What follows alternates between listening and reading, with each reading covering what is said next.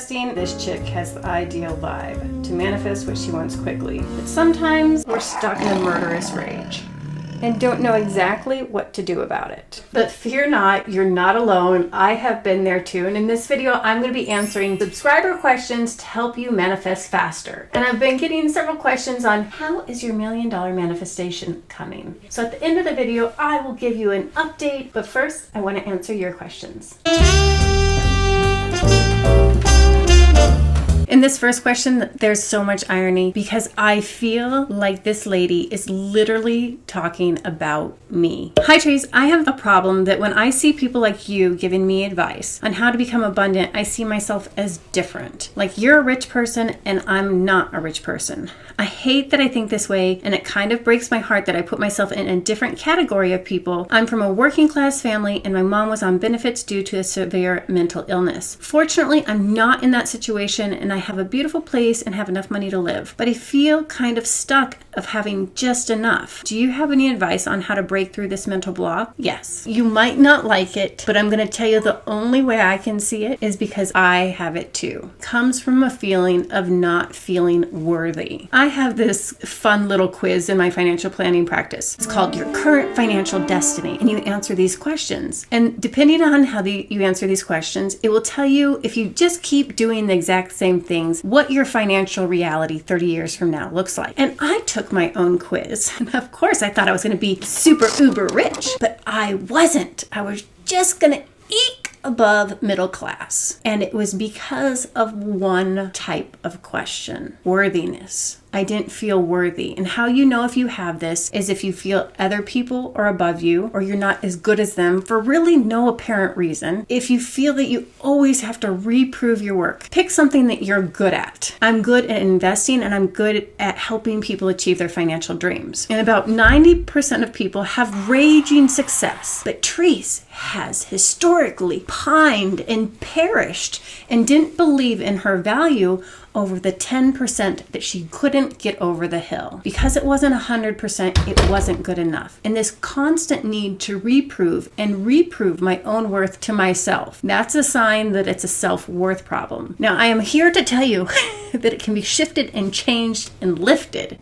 And I do it in two parts. I go super general. How am I like these people that I admire? Like I admire Oprah. We are both humans. We both come from modest backgrounds. Oprah's story is much more dramatic than mine, but they're both modest. Nobody was born with a silver spoon in their mouth. And this just gives me some comfort and starts connecting my mind to the similarities. And the second thing I do is mantras or affirmations. My favorite one, especially when I'm trying to take a leap outside my comfort zone and grow, I say, I believe in my ability to improve. My intention is to add value. This word, my intention, takes the pressure off of being perfect or actually adding any value by just saying it's my intention to add value. It seems a lot less scary. It takes practice. Am I 100% free of this self-worth less than feeling? No. Am I 90% free of it? Yes. If it can shift for me, it can shift for you. We lived in a bus for a summer. A bus. That was our headquarters. Then we upgraded to the neighbor's trailer, a borrowed trailer. And one day when my mom was eating a donut, she's like, whoever is taking bites out of the donut, don't put it back in the box. And everybody's like, we didn't take any bites out of it. A mouse did. I'm just saying it was modest. And these things really worked for me because I wanted to shift. I wanted to change, and I was brave enough to try. And you can too. Dear Trice, I'm an introvert, and instead of working on my projects, I'm still too camera shy. Any words of wisdom? Oh yes, I'm an introvert. And making my first video was super hard because I had tried to start a channel a couple years before and shared it to my friend, and he told me the truth. Trice, your videos suck. And that really shut me down and made it hard for me to have the courage just to speak my voice, put it out there, and get better. So a couple things helped me. Mom, he actually said your video sucked. Yeah. That's okay. No, he was just being honest. So this is what I did to get over it. I told myself this mantra over and over. To be great, you have to be willing to be bad. To be great, you have to be willing to be bad. Do you see the profound truth in that? The older we get, all of a sudden, we're not allowed to be a beginner anymore. But the only way you can become great is if you begin, and you only can start at the beginning. So this mantra really saved me, and I probably wore it out. I said it to myself all through filming because there was so much resistance and fear in me. To be great, you have to be willing to be bad. Then I lowered the bar incredibly.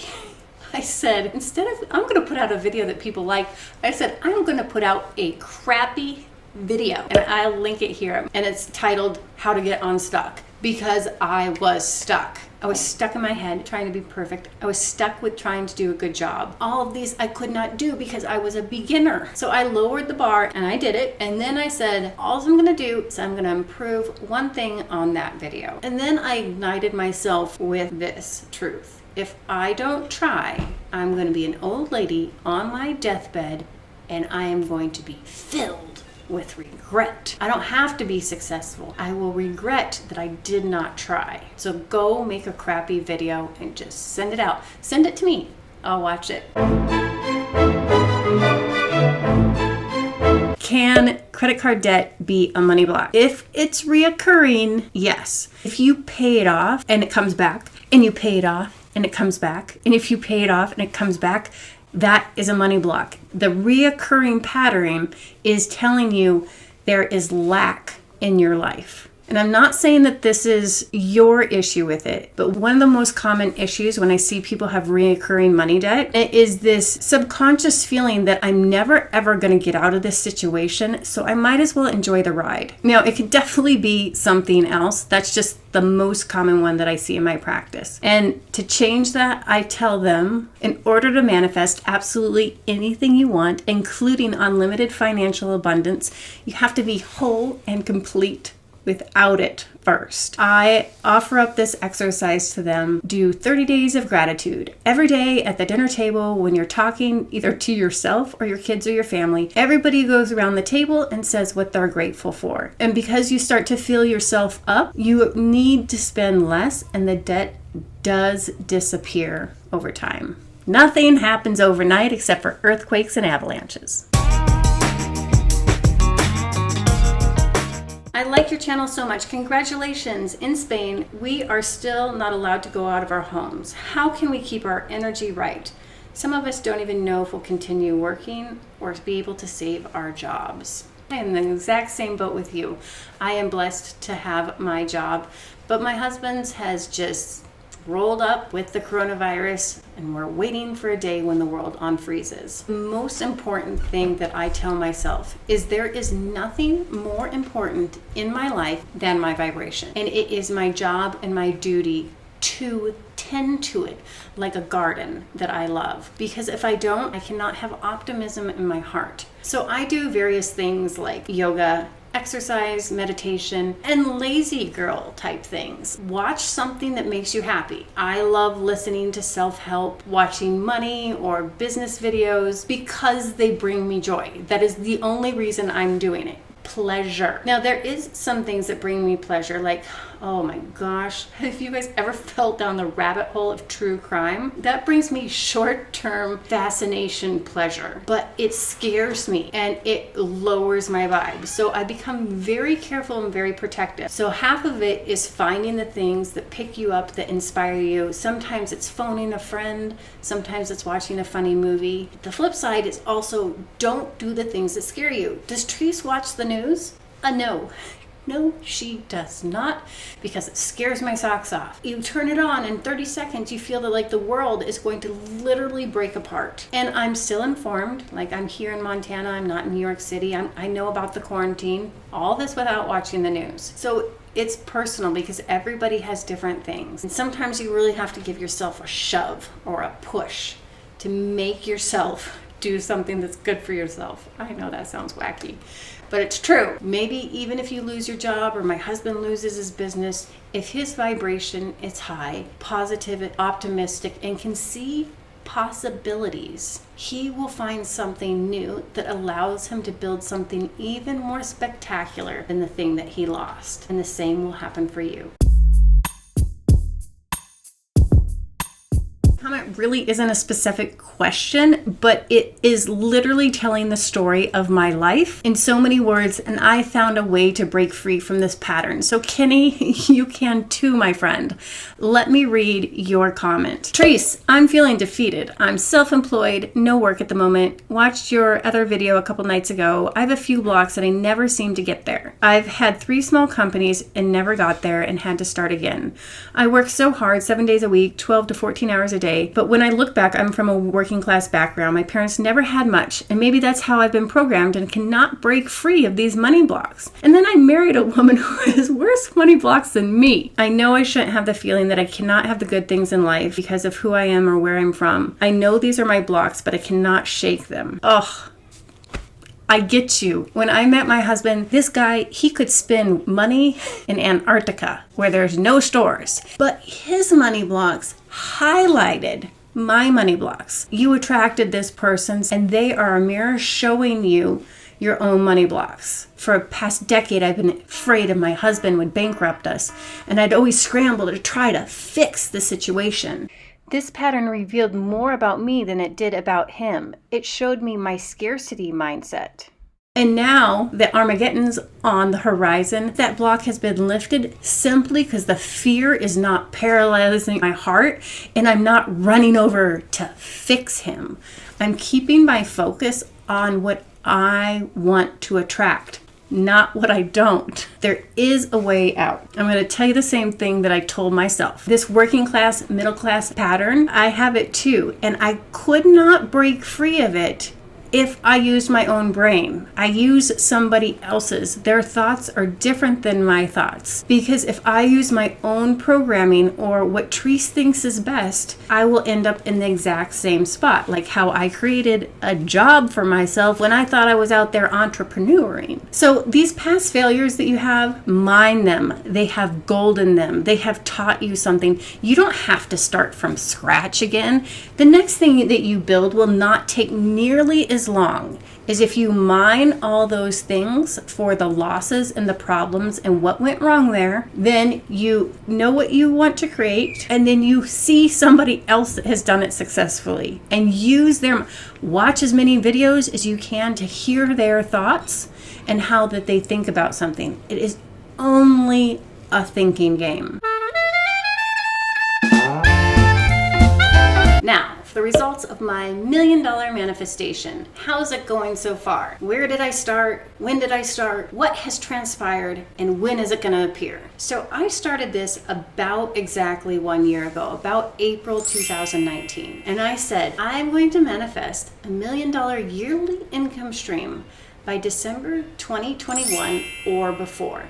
I picked that date because it was the closest thing that my rational mind would not fight with. And a year has passed and so much magic and money has showed up. Now the money's probably the most exciting to you, so I'll tell you that part first.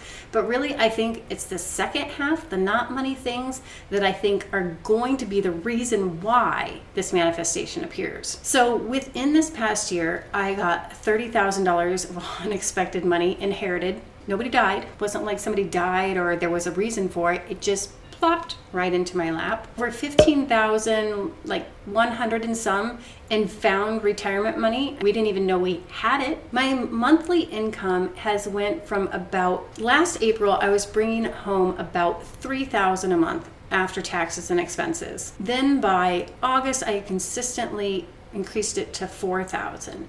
Then by December, I increased it to 5,000. So within 1 year, I would say I doubled my take-home pay. I know those numbers don't quite add up. The last couple months, I have brought over 6,000 after taxes and expenses, but there is fear in my vibration of claiming that that's my reoccurring income stream. So I still have more to work on. And the list includes Trice had a scarcity mindset. You can watch this video to see the whole thing. But if you had told me that a year ago, I would have called you a straight up delusional liar. I thought abundance was my birthright, but I was so freakishly afraid constantly of running out of money, no matter how much my net worth climbed.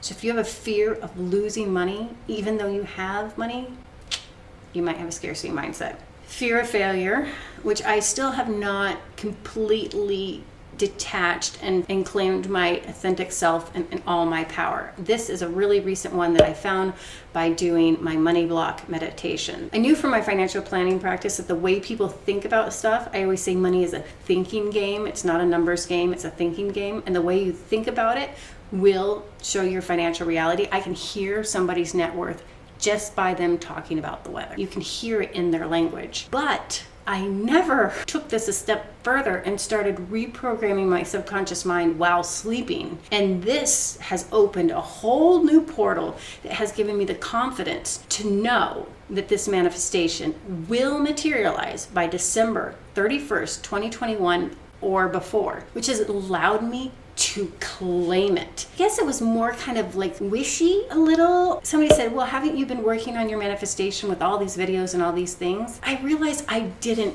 claim it. I didn't own it as mine, as already having it. It was still something outside of myself that I was chasing. And I feel confident claiming it for the first time ever. So let me know in the comments below if you want $1 million manifestation updates on my journey. It's not to brag or anything like that. It's to show that it's possible. You want Pop Rockets? Here, open your hand. Want to say hi? This is my son Jackie, and what are we doing, Jack?